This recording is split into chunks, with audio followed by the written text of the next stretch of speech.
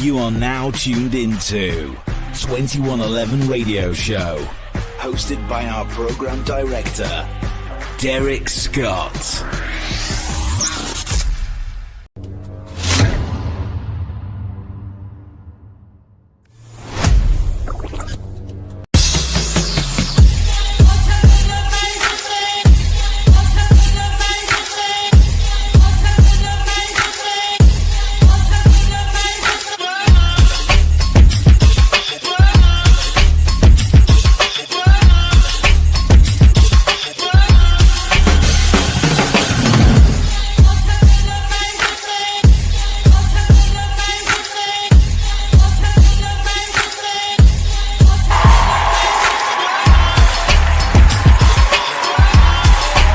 Isn't really taught and understood until you're faced with your own experience. You got to have your own mountain in front of you in order for you to believe that you can speak to it and it can move. There's a scripture in the Bible that says, without faith, you can't even please God. You can't even please Him. He's not even like pleased, or when I think of pleased, satisfied, because He understands that the potential of who you are will never really be wholeheartedly tapped into until you start to live by faith.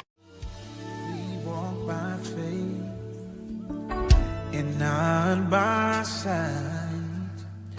That's how we know everything will be alright. Trust and obey, 'cause His words won't stray. It's turning to greater any day. Lord, sit down.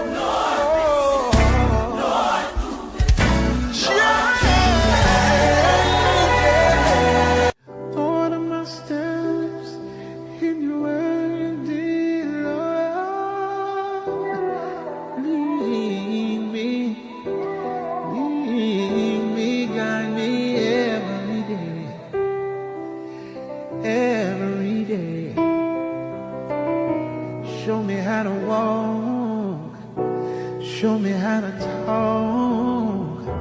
Send your anointing. Send your anointing. Send your anointing. Send your anointing. You God. Worthy is your name, Jesus.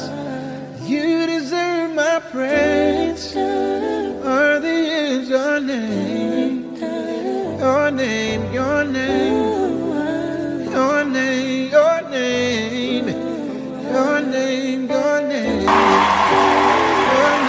your name.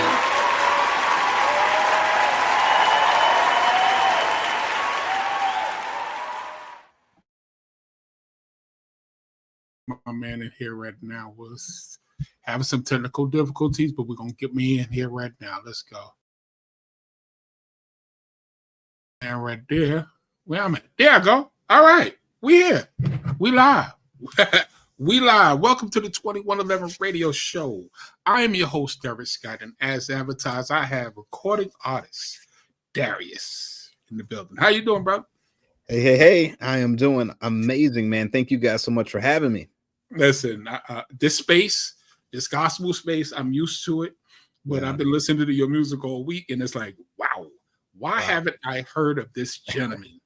Thanks to David Brand, your PR, he hit us up, I think a month ago, and told me about you. So I've been definitely doing some research. So before I get to all the big questions, where are you originally from? I'm actually a Florida boy, man, born and raised. So down here in the Tampa Bay, Florida, specifically Clearwater. Clearwater. Okay. All right. I just left Orlando. I'm in here in Atlanta now. Oh, okay. Yeah. Yep. Orlando's a nice little hour from us, but yeah, man, I'm born and raised here in the Bay Area. Okay. So now I wanted to ask you a question. When do you accept God in your life? I remember I had to be 12 or 13 years old. I was very young at my father's church. Yep. Okay.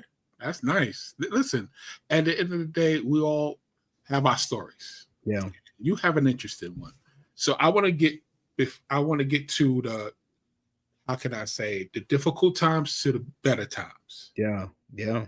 You understand? So you definitely have a story. I said that you was homeless, and it's different things that's happened over the years. So can you explain what happened Sure. to you over the years as far as in the stumbling blocks that the devil has definitely put in your path? Absolutely. And you know what's funny, Derek, a lot of times it really do be the enemy, you know what I'm saying? And sometimes it's just our rebellion, you know what I mean? Running away from things that maybe God has called us to, or sacrifices God has called us to make. And so he has a very good way of getting your attention. And Oh, sometimes you have to lose, as the good sister would sing, to win again, and I personally am just a product and a testimony to God's faithfulness and never being um never giving up on what he called me to do and who he called me to be.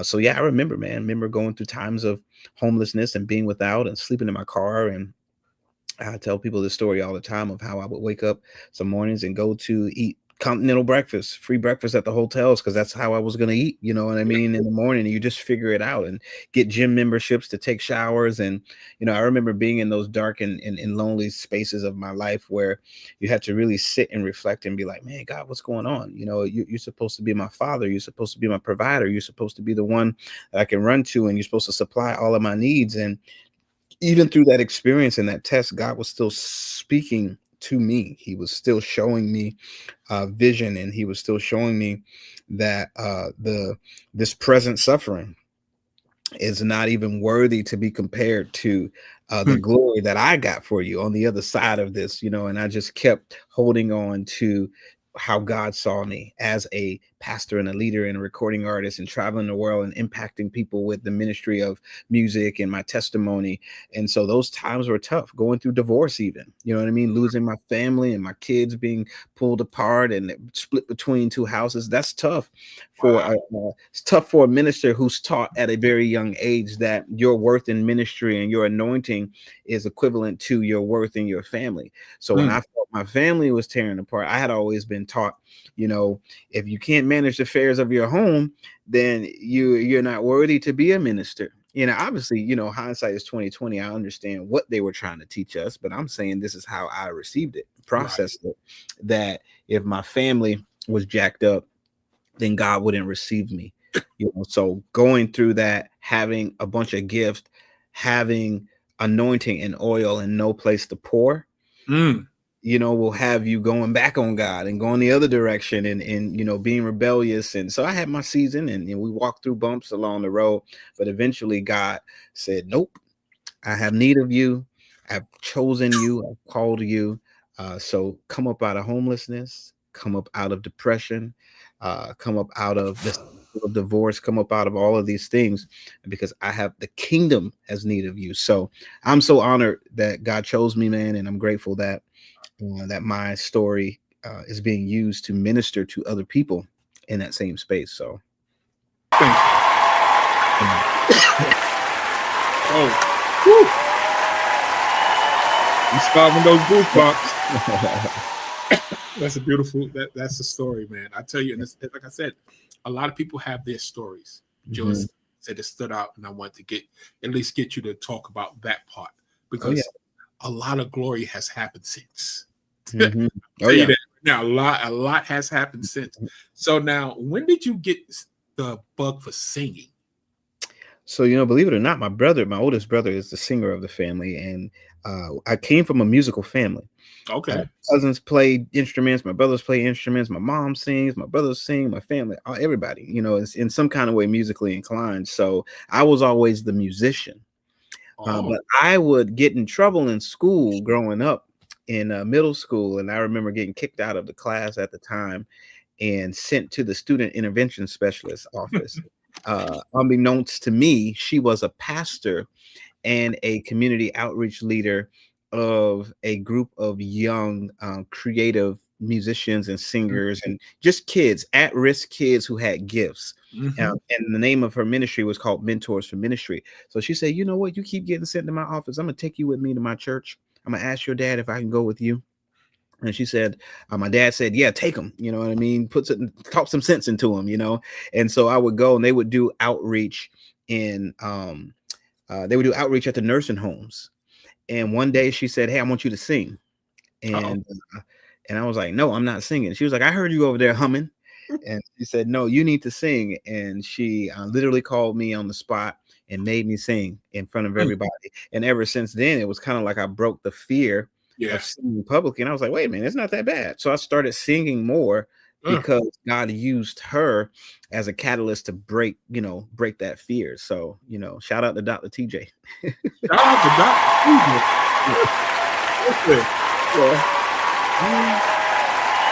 Your music. I'm letting you know now, your music touched me for this whole week and a half that I've been listening. Wow. And the one song that actually touched me, I'm about to play it right now. It's a song. I think it's a 2013 song. Yeah. 2013. There's a guy. We're gonna play this song, and I'm gonna get back to how it all became. Are you a writer as well? Yes. So everything, probably 85% of the record I wrote. Oh my goodness. So we're gonna get into this song real quick, and we'll come back with my man Darius. So check this out. Yeah. Even though you're troubled on every side, you're not distressed. Persecuted, but you're not forsaken. May even be cast down, but you're not destroyed, because there is a God. That's right. Come on and put your hands together if you believe that there is a God. We come to encourage you. We come to speak life to every spirit of defeat, to every spirit of pain. There is a God. And the song simply says, somebody asked a question. They said, where were you, Lord, when I needed you the most?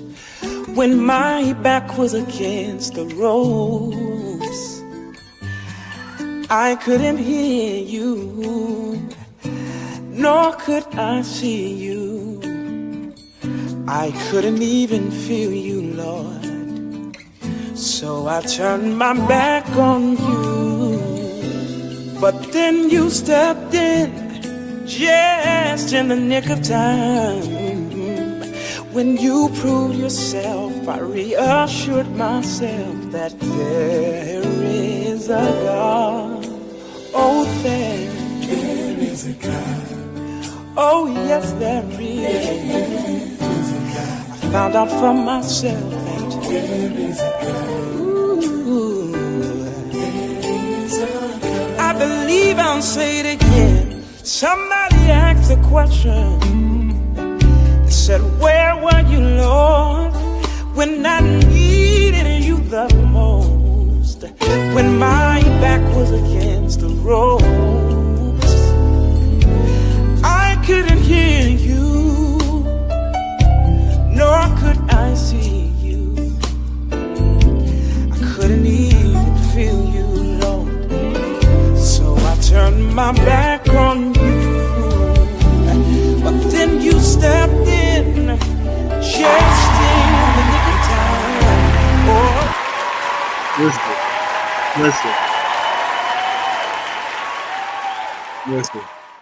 Let me explain. That song, I'm telling you, Yeah. it's kind of what you just described in the beginning of the show. Yeah. About how things is going bad and you turn the other way.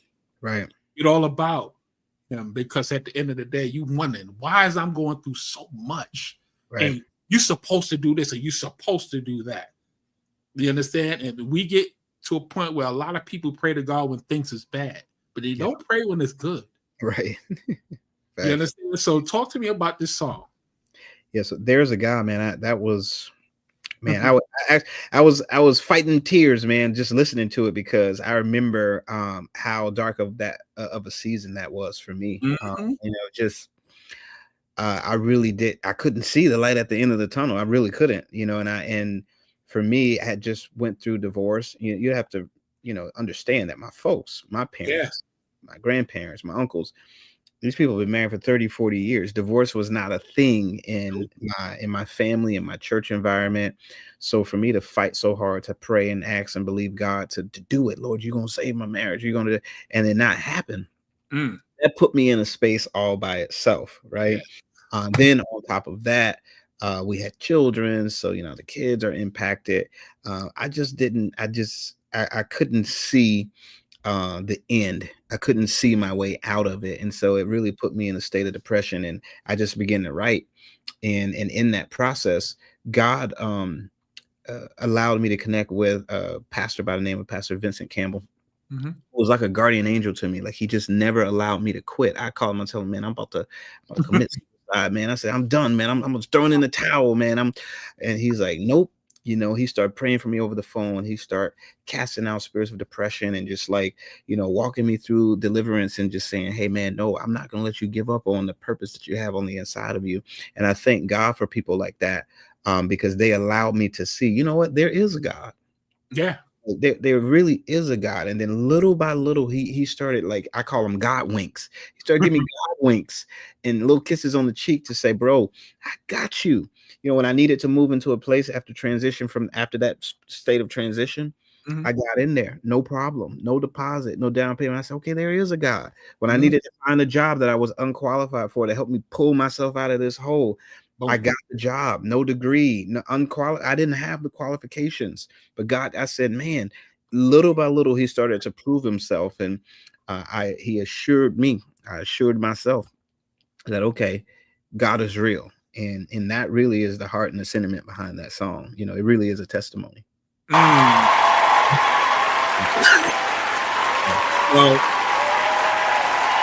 that's one of my favorites. That's one of my favorites. I'm not gonna lie. That's one of my favorite songs. And now what I want to get into is the distribution deal that you got with Let's go. This is Tribal. Yes, Tribal Records, absolutely. So how did that even come about? This is the favor of God once again, and another God wink moment, if you will. One of the partners at Tribal by the name of Phil Thornton, anybody in the gospel industry and even the R&B industry know who he is. He's a playmaker, industry playmaker. And I happened to reach out to him, opening up the door and creating an opportunity for other artists. So I had my live recording where I recorded this album, Live by Faith, live in Tampa last August. But I wanted a group of creatives that are here in the Tampa area called the Creative Collective, gospel rap artists, hip hop artists, gospel R&B artists, Christian R&B artists. They're dope. It's like 10 or 12 artists. And I said, you know what? I want y'all to open for my live recording. Right. I wanted Phil to be there or somebody from a major label to be there to check them out. So I said, hey, man, could you come? I'll take care of your flight. I'll take care of everything. Just come and hear these guys. They're super talented. He comes, listens to them, listens to the album. He says, hey, bro, they dope. He says, but don't you sleep on yourself. You got something special as well, too, man. And he said, I want you to call me. And just like that, I was creating an opportunity for somebody else, and God allowed that door to open for me. And the rest was history. He partnered me up with Ron Hill and EJ Gaines and the whole Tribal family. So, yep. Wow. There is a God. Another God. That's amazing. Like, you was really trying to give other people a chance, and come to find out they actually wanted you. Absolutely. Oh, that's amazing. Yeah. So now, you're a pastor. Yes, sir. You're an entrepreneur. Oh, yeah. Father, realtor. Yes. I'm not mistaken. We're going to get into all of that because my wife was telling me about your competition as far as in the call-in for this house, if I'm not mistaken. There's something towards that. Oh, yes. Absolutely. We're going to talk about that. But I want to talk about the 40,000 foot space that you purchased. Oh, yeah. Yeah, no, absolutely. And so that was nothing but the power of God. And that's a space that our church had toured years ago, maybe 3 years or so ago during COVID. We actually toured that space, and we were looking to get our own building. because we were mostly an evangelistic ministry, a street ministry. And so Okay. we would pop up everywhere, at the mall, at people's churches, and, just do ministry and bring the gospel to that space. You know what I mean? And so what ended up happening was, at the time, there were tenants in the building, and it just was not the right time. But God, obviously, the seed had been planted then. Oh yeah. Fast forward to 3 years later, the Lord called us into a more traditional model and said, hey, I want you guys to disciple on a week by week basis, not just pop up, not just street ministry, but I want you to go to the next level of ministry and build this traditional church. And so I said, God, well, we can't do it out of space. The Lord showed me a vision of what the space was going to look like. He said, man, you're going to tour 2 places. And after those 2 places, you'll find it. The second place, literally second place that we toured, man, that space had everything. It checked every box, zoning, everything. Talked to the owners. The owners are Christian people that not only are Christian, but they love gospel music, stuff that you wouldn't expect out of people from other races and ethnic groups. But I connected with them on Facebook, and they're bumping Hezekiah Walker. I said, okay, come on, God, like you can't make this stuff up. Yeah, God really aligned it strategically for us to be able to walk into this season, into this space, and I'm truly grateful and honored to just be a part of what that building will mean for the city of Tampa. So yeah. Oh yeah. So now, let me break some of this down, because it's multiple things that's happening in this building. Oh yeah.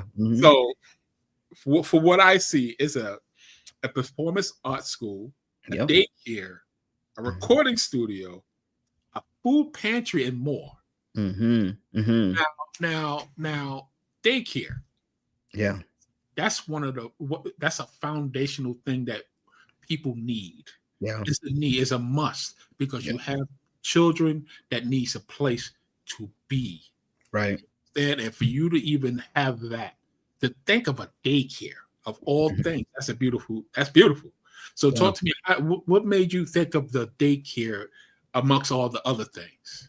Well, that was my first business. When I first moved to Atlanta years ago, my very first business I opened in Stockbridge, Georgia, was a child care center for performing arts. Wow. So when I moved back to Florida to answer my call to pastor, I sold my school at the time to another budding entrepreneur. You understand what I'm saying?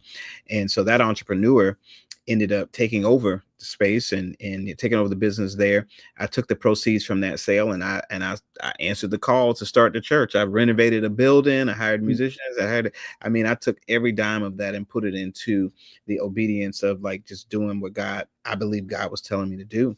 And so I always regretted, selling the daycare, because it's such a lucrative business. It's such a, like you said, a pivotal space for our future. And children are our future, and to be able to impact them when their minds are most impressionable, man, that's everything. Statistics show that everything a child is going to learn, they learn in the first 5 years of their life. So if we're going to, their brains are most impressionable at that age. So to be able to incorporate that, with music and performing arts, and we were teaching violin lessons and piano lessons and all that stuff to the toddlers. Crazy. I know that's right. On the first day, they just walked in and kicked over the keyboards. By the end of the year, they're playing little chords, and they're doing little things and having recitals. So it was a blessing. So now in this new building, we decided to bring that vision back for the daycare. I know that's right. Congratulations. So according to what it just said, that's awesome. That's what she's striving for special needs. Oh yeah, special needs children and adults, because it's a lot. Is to a point where she's making it's not that many things for special needs children or adults. Absolutely. And salute to you, Aquarius Waters. Okay, she's definitely up in here asking questions and seeing you. So now, what I want to know is about this. We're about to put this up because she actually pointed this out. I didn't even know nothing about this until she said something. So talk to me about this. Oh yeah. So the perfect key, I am a licensed on the secular side. Obviously, I'm a pastor and musician and all that. But on the secular side, in the marketplace, I'm a realtor and mortgage loan officer. And so real estate has been let's call it a conduit for all the things that I have been, has been in my heart to do for ministry. God just really breathed on my real estate business, the perfect key. And so what he gave me very strict instructions, and it was to make sure that we offer an opportunity for people to own homes, people who are credit worthy, people who have jobs, but they just don't have the money. Sometimes it's hard to save up $20,000-$30,000 to own a house. Right. It just is what it is. So Yeah. if there's a way that our nonprofit could access and leverage public funding or even private lender funding to help them to be able to get in their home, then I will broker the deal. I will, as a realtor, I'll broker the deal. As a loan officer, I'll do the loan. Yeah. And from the ministry standpoint, we'll partner with whoever we need to partner with in order to give them the $25,000 or up to the $25,000 it would take for them to close on their house. And in the whole process of it all, we're filming this experience, and it's going to be on TV through a major streaming platform. I can't speak about all the details now, Right. but yeah, it's going to be an opportunity for people. So it's all ministry. Honestly, it just keeps pulling back into ministry because I don't know if you guys remember Rev Run and how he would end his shows with in the bathtub with his word of faith. Word of faith, yeah. Every episode of this show ends with a message of faith that I just put out. And he may have been not allowed to say Jesus Christ, but I am proclaiming that Jesus is the reason. You understand what I'm saying? And I think it's just a dope. I think it's just a dope concept, and we're super excited about this opportunity to bless people. Wow. Beautiful. Oh, beautiful. Now, you have had private auditions for The Voice and American Idol. Mm-hmm. And if I'm not mistaken, you actually was on Sunday's Best, the BET special. Yeah. Now, tell me about that BET special, because I remember that. Mm-hmm. And I was trying to find your the audition. Yes, I was trying to find that. I really was. For those who don't know, Sunday's Best was it was more like it's a beautiful thing because you had so many gospel singers come in and just go crazy on this show. Oh my goodness. It was a beautiful show. You auditioned, you actually was on the show. So tell me about how did they say come about?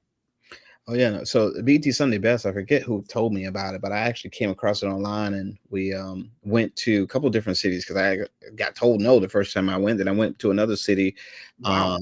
And I think it was St. Louis, if I'm not mistaken.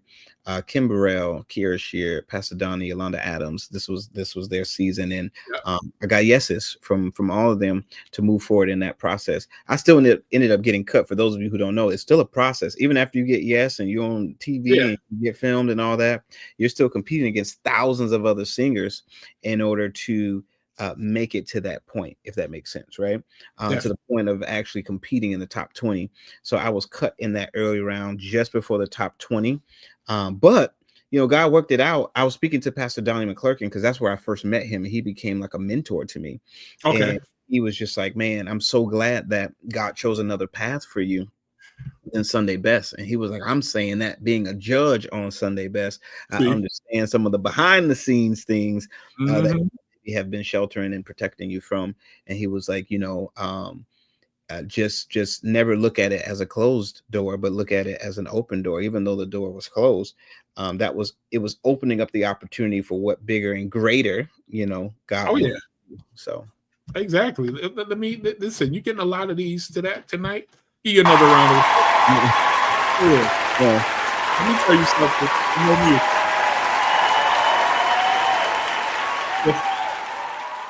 If I don't know anything, I know music. Yeah. When I heard your voice, I got those chill bumps. I still got them, by the way. Wow. It has to be, how can I say, with that process, it had to be something behind the scenes stuff that it just didn't fit or whatever it is. Mm-hmm. You would have definitely been in that top 5, actually, because I remember the show. And I remember that episode with Donnie McClurkin and everybody else. And I remember that competition. And what I hear from you is a natural voice. Yeah. It ain't And it wasn't taught. It was God-given. Yeah. You understand? And as soon as I heard your voice, I stopped. And I looked at my wife. She looked at me. Who's that? I said, Darius. Wow. So, Darius, and we just been playing your music all week. So salute to you and this voice that you have, because it's a gift. It's definitely a gift. Definitely a gift. Glory to God, man. I appreciate that. That's very encouraging. You know, as singers, we always in our head. Yeah. You know what I mean? And I appreciate the fact that like my yes is being a blessing to somebody. So thank you. Yeah. And let me tell you what you done did. All right. This is what you did. And this is going to be the first time I announced that today. The 2111 Internet Radio will have a special playlist all day on our radio station. Wow. Gospel music. And I've never had gospel music on my station. Wow. I heard your music, and me and my wife was like, we should just go ahead and dedicate Sunday. Sunday morning, from morning to afternoon, it's nothing but gospel music. Wow. That's a blessing. And I like I said, never even thought of it until I heard your music, and I want more of your music. Wow. So we're definitely going to put it in rotation on Sundays, and we're going to make flyers and promote it until a point where I get enough gospel singers and artists to come, be part of the 2111 radio experience. 100%. Thanks. I appreciate you, because again, I don't know what happened, but we were sitting there talking today, and I was like, yeah, we're going to do it. So this is the first time I'm announcing it, that the 2111 Internet Radio will have Sundays gospel music. So we definitely going to do it. Let's go. That's dope. And you know David is in here. Yeah. I saw him comment. Let's go. That's my guy right there. I'm telling you right now, he's been one of the best PRs I've worked with. Yeah. And he always come through with some amazing clients, and you are one of the best. I'm telling you, you're definitely one of the best. And I'm happy people up here. So now, what I want to get to this song, Greater. Yeah. Oh Lord, we I don't know if I'm gonna get by this, but anyway, we're gonna get to this song. All right, we're gonna play this song and we're gonna talk about it. And I think you have Vanessa Bell Armstrong on this. The one and only. Yes, absolutely. We're gonna talk about her and the process of this song, but we're gonna play this again. This is Darius, Greater. Check this out.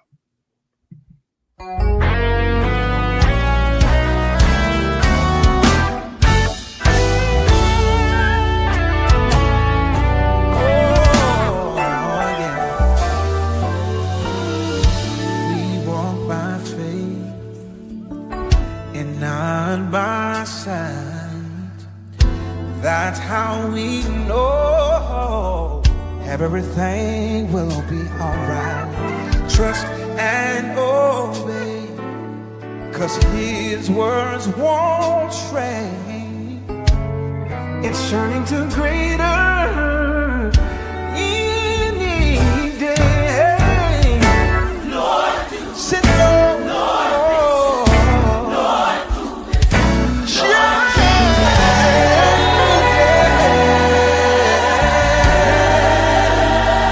Said I shall see greater,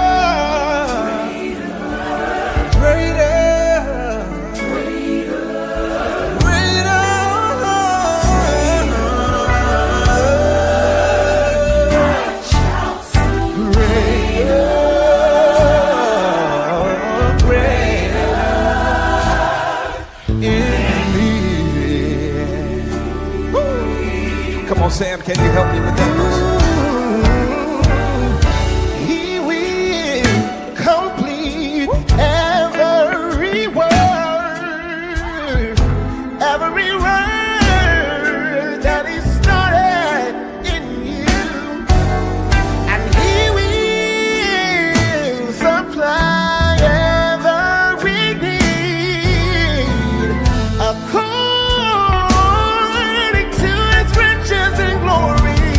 So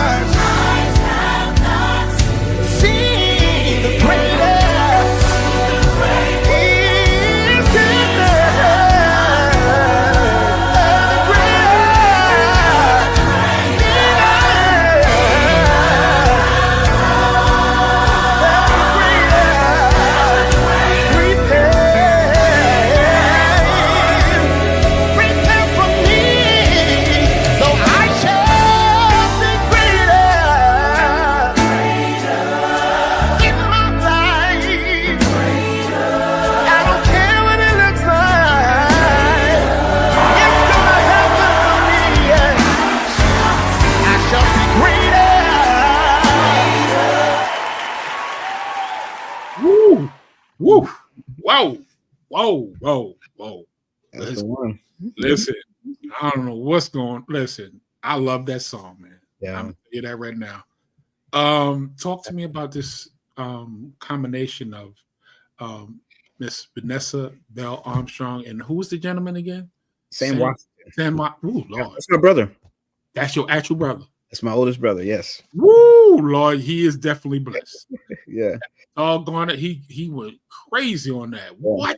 Super amazing. Look, I told him, I said, man, you make it tough for me because when I go tour, I got to sing the doggone song, and I ain't, I said, I ain't touching that second verse. He is deaf. Yeah. He did not leave nothing. Yeah, no, he left nothing for anyone to even duplicate. Right. So talk to me about this song, the process of you guys all getting together. Greater was a very special song for me on this record because my best friend for 15 years or so, we used to do a lot of music in college together. And we wrote songs in a dorm room together. I called him. His name is Julius Wynn, amazing songwriter. He says, hey, man, I got a little piece of a song. And he sent me the voice recording.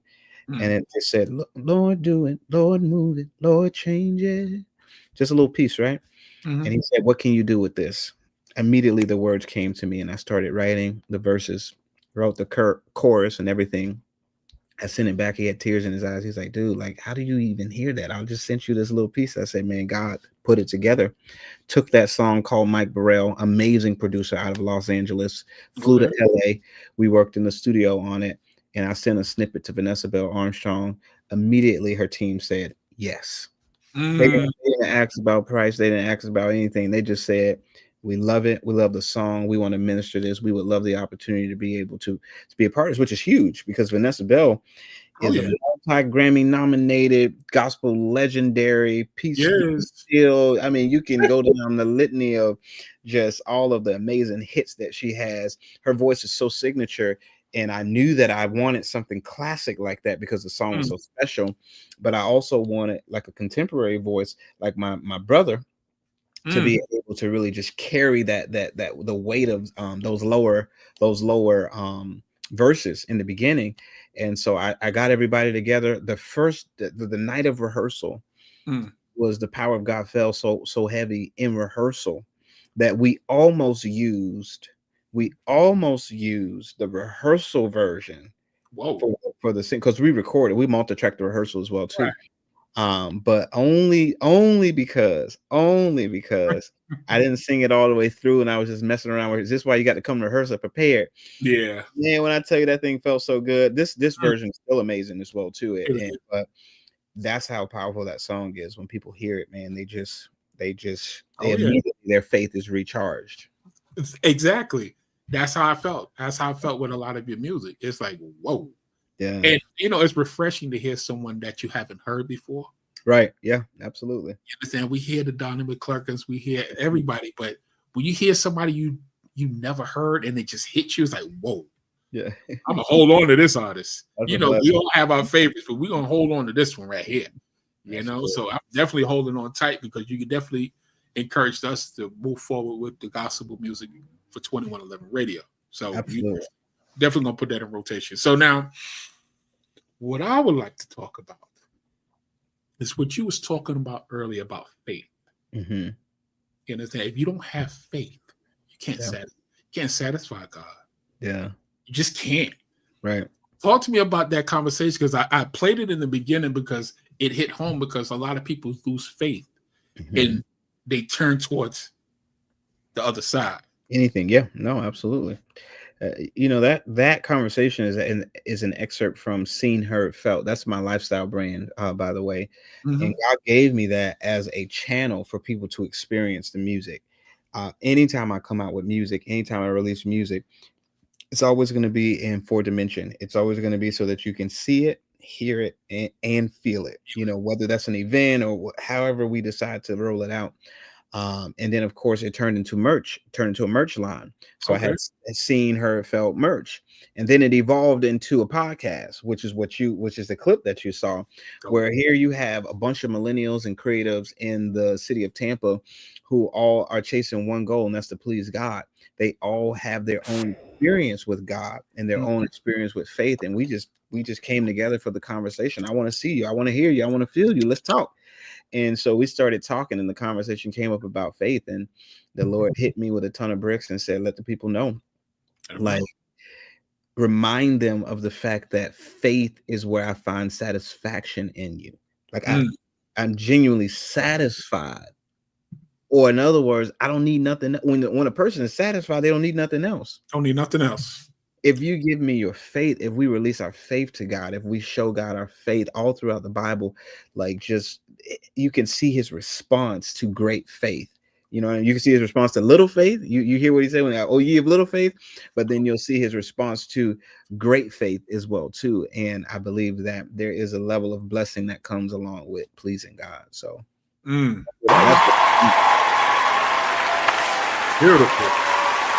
I got you've received a lot of ovations because everything you says is so, it's true. Yeah, right? You can't beat the truth. A lot of people don't like to hear the truth. They don't. A lot of people don't want to hear the truth, but sometimes the truth hurts. But the truth also release you. Yeah, absolutely. So you definitely had a lot of sound bites that we're going to take. Oh yeah, please. Throwing them up on social media because this has been a really dope conversation with someone I've never met before. Right. You know, it feels like we knew each other for some years. But we're brothers in the spirit. You know, exactly. So what's next for you? Oh man, so much. I'm the type of person, I told David this, we were on a team call and I said, hey, I want to let y'all know I cook with all 4 eyes on the stove on, you know, and I was joking to let them know that I'm always in motion. God, I'm always producing purpose. I'm like Jesus gave one man 1 talent, 1, 2, 1, 5. And he expects for those who he has invested talents and gifts to, for them to multiply.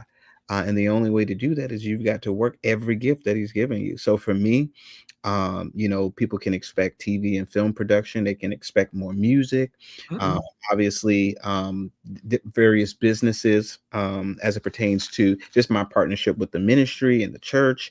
There's so much that's happening.